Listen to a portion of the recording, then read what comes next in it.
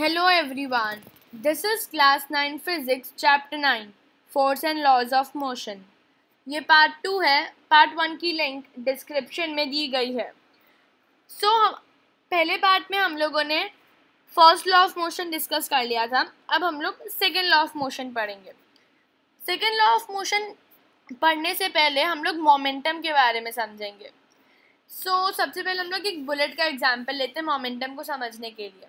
तो मोमेंटम होता क्या है? वैसे वो मास और वेलोसिटी का प्रोडक्ट होता है. उसमें मास का भी फ़र्क होता है, उसमें वेलोसिटी का भी फ़र्क होता है. अब मेरे पास एक बुलेट है जिसकी मास है 20 ग्राम्स. उसको अब अगर मैं गन से शूट करूँ, वेरेज मैं हाथ से शूट करूँ, गन से शूट करने से उसकी वेलोसिटी 20 मीटर पर सेकेंड रहेगी. वेरेज हाथ से डालने से, मतलब हाथ से अगर मैं उसको फेंकूँगी तो उसकी वेलोसिटी बन जाएगी 5 मीटर पर सेकेंड. तो यहाँ पे ज़्यादा तेज़ी से अगर मुझे किसी इंसान पे मारना है ये बुलेट, तो वो सिर्फ गन से ही मरेगी. हाथ से मारूंगी तो उस पर कुछ फ़र्क नहीं पड़ेगा, क्योंकि गन से हमारी जो वेलोसिटी है वो ज़्यादा तेज़ी से जाएगी. अब हम लोगों ने देखा कि जिसमें वेलोसिटी ज़्यादा होती है उसी से एक्शन होता है. अब हम लोग एक और देखते हैं, एक ट्रक और एक साइकिल का एग्जाम्पल. अब यहाँ पे इन दोनों की जो वेलोसिटी है ना वो 5 मीटर पर सेकेंड है. अब यहाँ पे हम लोगों ने देखा कि वेलोसिटी तो सेम है, तो इसमें भी दोनों का एक्शन इक्वल होना चाहिए. तो ट्रक का जो मास है वो है 25 किलोग्राम्स, वेरेस हमारी जो साइकिल है उसका मास है 2 किलोग्राम्स. अब मैं एक इंसान को यहाँ पे खड़ा कर दूँ. ट्रक अगर उसके ऊपर से जाएगी तो वो इंसान मर जाएगा. साइकिल उसी स्पीड से उस इंसान के ऊपर से जाएगी तो वो इंसान मरेगा नहीं. ऐसा क्यों हुआ? वेलोसिटी तो मैंने सेम ही रखी थी, बस मास ही तो चेंज किया था. मोमेंटम में यही होता है. मोमेंटम में वेलोसिटी और मास दोनों बहुत वेरी करते हैं. पहले एग्जाम्पल में हमने देखा कि अगर मास इक्वल है, वेलोसिटी चेंज हुआ तो फ़र्क पड़ा. दूसरे एग्जाम्पल में हमने देखा कि वेलोसिटी सेम है लेकिन मास अलग है, तो वापस फ़र्क पड़ा. मोमेंटम क्या होता है? मोमेंटम मास और वेलोसिटी इन दोनों का प्रोडक्ट होता है. मोमेंटम को हम लोग P से डिनोट करते हैं, मास को हम लोग M से डिनोट करते हैं, वेरेज वेलोसिटी को हम लोग V से डिनोट करते हैं. So P is equal to mv. ये होता है हमारा मोमेंटम का फॉर्मूला. अब जैसे मेरे पास एक यहाँ पे कार खड़ी है. अब मुझे अगर इस कार को आगे लेके जाना है. अब यहाँ पे जो इसकी जो मास है ना वो है 25 किलोग्राम्स और ये रेस्ट पे खड़ी है, तो इसका मतलब इसका ऑफकोर्स वेलोसिटी तो 0 मीटर पर सेकेंड होगा. अब मुझे उसको आगे बढ़ाना है तो मुझे फोर्स डालना होगा, वो भी अनबैलेंस्ड फोर्स. मैंने अगर डाला तो ये 0 मीटर पर सेकेंड से 25 मीटर पर सेकेंड पे आ गई, तो मैंने इसकी मोमेंटम को चेंज किया. तो अगर मुझे कोई भी चीज़ का मोमेंटम चेंज करना होगा तो मुझे एक अनबैलेंस्ड फोर्स अप्लाई करना होगा. पर कितनी देर तक मुझे अनबैलेंस्ड फोर्स अप्लाई करना है? मैंने थोड़ी देर तक किया तो वो कार वापस रुक गई. मेरे को तब तक कंटिन्यूसली अनबैलेंस फोर्स अप्लाई करते रहना जब तक मैं चाहूँ. तो the momentum of an object depends on the time rate at which the momentum is changed. जो मोमेंटम है एक तो वो फोर्स से हिलता है और जो उसका टाइम पीरियड है वो कांस्टेंट होना चाहिए. इससे हमारा सेकेंड लॉ ऑफ मोशन बनता है, which says that the rate of change of momentum of an object is proportional to the applied unbalanced force in the direction of force. तो हमारा जो rate of change of momentum है कोई भी object का हम लोगों ने देखा वो फोर्स और टाइम से ही होता है, तो वो फोर्स और टाइम के प्रोपोर्शनल है. अनबैलेंस्ड फोर्स के प्रोपोर्शनल होती है हमारा rate of change of momentum. अब हमारा जो सेकेंड लॉ ऑफ मोशन है ना उसका एक मैथमेटिकल रिप्रेजेंटेशन भी होता है जो बहुत इंपॉर्टेंट है. मोस्ट ऑफ द एग्जाम्स में ये 5 मार्क्स का क्वेश्चन में पूछा जाता है, that show the mathematical representation of the second law of motion. बहुत इंपॉर्टेंट है. अब उसको समझने के लिए what we will do is हम लोग एक बॉल लेंगे, उसकी मास होगी m, उसका इनिशियल वेलोसिटी होगा u और उसका टाइम होगा t. ठीक है. अब ये बॉल वापस थोड़ा सा ट्रैवल करके, मतलब u इसका जो इनिशियल वेलोसिटी है वो चेंज हुआ, ट्रैवल करके वापस ये रेस्ट पे आ गई. मास तो वही रहेगा जो पहले था, इनिशियल वेलोसिटी से वो बन जाएगा फाइनल वेलोसिटी, टाइम t ले लेते हैं हम लोग, ठीक है। अब हम लोग, ये हमारा हो गया p1 यानी कि पहला मोमेंटम, p को हम लोग मोमेंटम से डिराइव करते हैं, सो p1 यानी कि पहला मोमेंटम, वेयर इज p2 दूसरा मोमेंटम। अब what we will do is we will find the force. Force कैसे फाइंड करते हैं वो देखते हैं अब हम। तो हम लोगों ने पढ़ा था हमारे सेकेंड लॉ ऑफ मोशन में that force is proportional to the rate of change of momentum.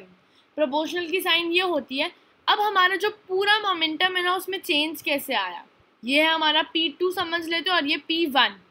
तो जो p2 है फाइनल वेलोसिटी से माइनस करेंगे अगर हम लोग हमारा p1, तो आएगा हमारा आंसर, ठीक है। सो अब p1 यानी कि मोमेंटम और p2 यानी कि वो भी मोमेंटम, और मोमेंटम का फॉर्मूला क्या होता है, ma होता है इसका फॉर्मूला। तो force is proportional to mv minus mu। अभी mv माइनस mu क्यों किया, क्योंकि अब हम लोग यहाँ पे क्या करेंगे, अच्छा हमारा जो मोमेंटम का जो फॉर्मूला होता है ना वो क्या होता है, mv क्यों होता है, वेलोसिटी की वजह से होता है, सॉरी फॉर दैट, वेलोसिटी की वजह से होता है mv, ठीक है। वेलोसिटी तो यहाँ पे इनिशियल वेलोसिटी है तो u आ जाएगा, यहाँ पे फाइनल वेलोसिटी है तो v आ जाएगा। p2 में से करना है तो पहले आएगा mv फिर आएगा mu, ठीक है। अब दोनों में m कॉमन है तो उसको v माइनस यू ब्रैकेट में कर लिया। अब याद हो तो सेकेंड लॉ ऑफ मोशन में हम लोगों ने ये भी समझा था कि टाइम के रेट पे होता है, जितना पीरियड ऑफ टाइम जितना कांस्टेंट होगा टाइम उतना होगा। तो यहाँ पे आ जाएगा p multiply by v minus you upon T. अब v minus you upon T तो एक्सलेरेशन का फॉर्मूला होता है। अब हम लोग v minus you upon T की जगह पे हम लोग a लिख देंगे, क्योंकि ये तो एक्सलेरेशन का फॉर्मूला होता है, तो ये लिखे या फिर a लिखे एक ही बात, तो हम लोगों ने a लिख दिया। ये आ गया हमारा फोर्स का फॉर्मूला। पर अब एक डाउट है, फोर्स का फॉर्मूला तो आ गया लेकिन यहाँ पे तो प्रोपोर्शनल की साइन है, इसको इज इक्वल टू में कैसे लाए, तो अब हम लोग k ऐड कर देंगे। ये k क्या होता है, ये k कोई भी चीज़ को प्रोपोर्शनल से इज इक्वल टू में बदल देता है, इसकी जो वैल्यू होती है वो होती है 1। एग्जाम में हमें यही लिखना है that F is equal to ma, force is equal to ma, mass and acceleration. अब हम लोग देखेंगे फोर्स का SI यूनिट। फोर्स तो लिखेंगे लेकिन उसके साथ क्या लिखेंगे, मीटर पर सेकेंड स्क्वायर क्या लिखेंगे। तो अब what we will do is, हम लोग सबसे पहले यहाँ पे आ गया हमारा फोर्स का फॉर्मूला, ये होता है ma, m यानी कि मास जिसका SI यूनिट होता है किलोग्राम्स, वेयर इज a यानी कि एक्सलरेशन जिसका SI यूनिट होता है मीटर पर सेकेंड स्क्वायर। तो अब फोर्स का SI यूनिट बन जाएगा किलोग्राम मीटर पर सेकेंड स्क्वायर। फोर्स का SI यूनिट न्यूटन भी होता है, वो n से डिनोट किया जाता है। जैसे अब मेरा आंसर है 24 फोर्स, तो मैं लिखूँगी 24 कैपिटल N, तो इसका मतलब जो फोर्स है उसको मैंने 24 कैपिटल N लिखूँगी तो भी राइट है, वेयर इज 24 किलोग्राम मीटर पर सेकेंड स्क्वायर लिखूँगी तो भी राइट है, ठीक है। Now if the time is less then the momentum will be more, if the time taken is more then the momentum will be less। बहुत important है ये लाइन, बहुत इम्पॉर्टेंट है। सब लोगों ने क्रिकेट खेलते हुए देखा होगा, किसी ने तो खेला भी होगा। व्हाट हैपन्स कि हमारे यहाँ पे जो फील्डर है ना उसके हाथ में बॉल आ जाती है लेकिन वो हाथ को नीचे स्विंग करता है। कभी नोटिस करना कि ये जो हैंड में, उसके हैंड में बॉल तो आ जाती है लेकिन वो हैंड को नीचे लेके आता है, ऐसा क्यों करता है, हाथ में बॉल तो आ ही गई ना। वो ऐसा इसलिए करता है क्योंकि अब अगर वो टाइम कम लेगा तो उसका मोमेंटम को हम लोग फोर्स बोल सकते हैं, फोर्स ज़्यादा होगा। देखो अब अगर ये डायरेक्टली कैच कर देगा ना तो उसको हाथ पे दर्द होगा। हाथ पे दर्द क्यों, क्योंकि फोर्स इतनी तेज़ी से आ रहा है और उसने टाइम बहुत कम लिया है, तो उसको हैंड्स पे हार्म होएगा। इसलिए हमेशा जो जितने भी फील्डर्स आप लोगों ने देखे होंगे ना, बॉल पकड़ते हैं और नीचे लेके आते हैं हाथ को। आप अभी ना अपने घर पे जाओ, बॉल को दीवार पे फेंको और जब वो बाउंस होकर अपने पास आए ना तो देखना, जैसे बॉल पकड़ते हो तो आप उसको पीछे लेके आते हो अपने हैंड को। ऐसा क्यों करते हो? क्योंकि ताकि उसका टाइम कम ना हो, उसका जो टाइम है वो बढ़ जाए, तो जो फोर्स है वो कम हो जाएगा। एक बार आप डायरेक्टली कैच मत करना वैसे, बट देखोगे अगर आप डायरेक्टली कैच कर लोगे तो हमारा जो फोर्स है वो बहुत ज़्यादा होता है, जिसकी वजह से हाथ में हार्म होता है। इससे हमें ये समझ आता है कि टाइम कम होगा तो मोमेंटम ज़्यादा होगा, और टाइम ज़्यादा होगा तो मोमेंटम कम होगा। अब देखते हैं third law of motion. So now third law of motion को हम लोग एक एग्जाम्पल से समझेंगे। आप लोगों ने मूवीज़ तो देखी होगी, उसमें लोग ऐसे गन शूटिंग करते हैं, मारते रहते हैं एक दूसरे को। कभी नोटिस करना, जब भी कोई इंसान गन से मतलब बुलेट से मारता है ना, उसकी जो गन है ना वो पीछे की तरफ जाती है। तो अब ऐसा क्यों होता है? उसकी गन पीछे की तरफ क्यों जाती है? It's a simple reason. इसे कहते हैं रिकॉइल ऑफ गन। वो एक एक्शन लेता है बुलेट को आगे डालने का। उसने एक एक्शन किया बुलेट को आगे डालने का, तो उसे एक रिएक्शन मिलता है। कैसा रिएक्शन मिलता है? उस रिएक्शन में जितना फोर्स उसने बुलेट पे डाला था ना, उतना ही फोर्स उसको गन पे मिलता है अपोजिट डायरेक्शन में। अब यहाँ पे तो भाई हम तो इतनी तेज़ से मारते हैं बुलेट कि किसी को मार डाले वो बुलेट, वेरस बंदूक तो थोड़ी सी ही पीछे आती है। ऐसा इसलिए होता है क्योंकि जो हमारी जो बुलेट होती है ना, उसकी मास ज़्यादा से ज़्यादा समझ लो 20 ग्राम्स होगी, वेरस ये जो बंदूक है उसकी हमारे जो मास होती है ना वो होगी कम से कम तो 1 किलोग्राम्स तो होगी इसकी मास।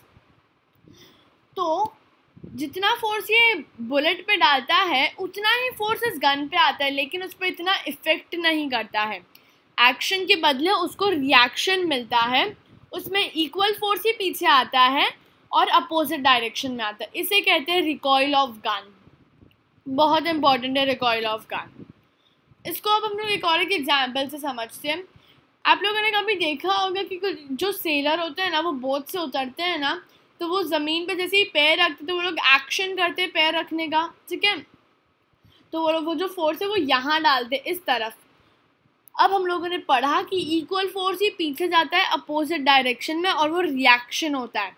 यहाँ से उसने अगर फोर्स डाला तो इक्वली फोर्स यहाँ पीछे की तरफ जाएगा उसके पैर से, जिसकी वजह से ये बोट पीछे की तरफ जाएगी।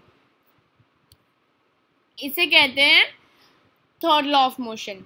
उसने यहाँ पे एक्शन किया तो उसने यहाँ पे जितना फोर्स डाला, समझो 24 न्यूटन का फोर्स डाला, तो 24 न्यूटन का फोर्स इस साइड डालेगा अपोजिट में, यहाँ डाला तो यहाँ डालेगा, अपोजिट डायरेक्शन में डालेगा और वो रिएक्ट होएगा। इसलिए every action has an equal and opposite reaction. Gun को बुलेट से शूट करते हैं तो वो बुलेट से गन से बुलेट को राइट थी मैं गन से बुलेट को शूट करते हैं, एक्शन करते हैं हम लोग। अब उतना ही इक्वल, उतना ही हमें पीछे की तरफ मिलता है, पर हमारी जो गन है उसकी जो मास है ना वो ज़्यादा होती है, जिसकी वजह से वो पीछे की तरफ थोड़ा सा ही आ पाती है, लेकिन आती है अपोजिट डायरेक्शन में। Same with the sailor. सेल पैर आगे रखता है तो पीछे की तरफ वो रिएक्ट करता है, पीछे की तरफ वो उतना ही फोर्स डालता है अपोजिट। अब हम लोग समझेंगे the law of conservation of momentum, last topic of this chapter. Very important, very interesting topic, बहुत इंटरेस्टिंग है। मोमेंटम तो हमें पता ही है, मास और वेलोसिटी का प्रोडक्ट होता है मोमेंटम। अब हम लोग जो अभी मैं जो एग्जाम्पल देने वाली हूँ ना, उस एग्जाम्पल को ध्यान से सुनना और उसको अच्छे से एक नोटबुक में लिख भी लेना, क्योंकि अगर एग्ज़ाम में पूछे ना कि derive the conservation of momentum, the law of conservation of momentum, तो आपको यही मेथड करना है, यही एग्जाम्पल के साथ। तो अब यहाँ पे हुआ क्या, एक बॉल है मेरे पास, उसको बोल देते हैं बॉल ए, और दूसरी बॉल है विच इज़ बॉल बी, ठीक है। बॉल ए की जो मास है वो है एम ए, उसकी इनिशियल वेलोसिटी है यू ए और उसका टाइम है टी। बॉल बी का जो मास है वो है एम बी, इनिशियल वेलोसिटी है यू और टाइम है टी, ठीक है। अब हम लोग क्या करेंगे, अब हुआ क्या, ये जो यू है ना, मतलब बॉल ए की इनिशियल वेलोसिटी वो यू बी से बढ़ गई। हुआ क्या यहाँ पे, हो क्या रहा था, यहाँ पे ये जो बॉल है ना वो इसके पीछे पीछे चल रहा था, ये आगे आगे रोल हो रहा था, ये भी उसी स्पीड से ये भी रोल हो रहा था, दोनों की स्पीड सेम थी, एकदम सेम। पर अब अचानक से इसकी जो स्पीड है ना वो बढ़ गई, बढ़ जाने से ये लोग दोनों कोलाइड हो गए। ये वर्ड अच्छे से याद करना, कोलाइड मतलब टकरा गए, कोलाइड हो गए। So this is the collision, collision मतलब टकरा जाना, ये लोग कोलाइड हो गए। तो अब व्हाट हैपेंड वाज, कोलाइड होने के बाद जब ये लोग अलग हुए ना, तो बॉल ए की फाइनल वेलोसिटी बन गई वी ए और बॉल बी की फाइनल वेलोसिटी मान लेते हैं वी बी, ठीक है। अब हम लोग अब निकालेंगे हम लोग हमारा फोर्स का, तो हम लोगों ने देखा कि फोर्स होता है M A, force is equal to M A, mass into acceleration. सबसे पहले निकालेंगे बॉल ए का, तो एम ए, तो मास तो हमारा है एम ए और हमारा एक्सेलरेशन है we A minus you A upon T, ठीक है। अब इसको मल्टीप्लाई करेंगे तो ये बन जाएगा M A V A minus M A U A upon T. अब आते हैं बॉल बी पे, ये तो हो गया हमारा, निकल गया फोर्स फॉर बॉल ए। अब निकालते हैं फॉर बॉल बी, तो अब हम लोग F is equal to M mass which is M B और V A minus U B upon T, V B minus U B upon T, ये हो गया हमारा एक्सेलरेशन। सबसे बड़ा चीज़ आप लोगों ने नोटिस किया हो या नहीं पता नहीं, लेकिन स्टिल यहाँ पे माइनस की साइन है, क्यों आई, जब ये दोनों बॉल्स कोलाइड हुए ना, बॉल बी का जो डायरेक्शन है वो चेंज हुआ, उसके चेंज हो जाने से यहाँ पे माइनस की साइन आ गई। अब माइनस की साइन से अब इसका पूरा फॉर्मूला होगा, ये बन जाएगा minus V B minus M B V B, minus minus plus हो जाएगा तो minus M B U B upon T. अब हमारा आ गया दोनों, तो बॉल ए का जो था कि M A V A minus M A U A upon T, और बॉल बी का था minus M B V B plus M B U B upon T. अब अगर दोनों ही फोर्स के इक्वल है तो अब हम ऐसा भी लिख सकते हैं ना that M A V A minus M A U A upon T is equal to minus M B V B plus M B U B upon T. अब यहाँ पे हमारे जो डिनोमिनेटर्स है, जो टाइम है वो कट जाएंगे, तो ये बन जाएगा M A V A minus M A U A is equal to minus M B V B plus M B U B. अब ये जो minus M B V B है वो राइट हैंड साइड जाके plus M B V B बन जाएगा, और यहाँ का जो माइनस एम ए यू है वो लेफ्ट हैंड साइड जाके राइट हैंड साइड जाके बन जाएगा प्लस एम ए यू है।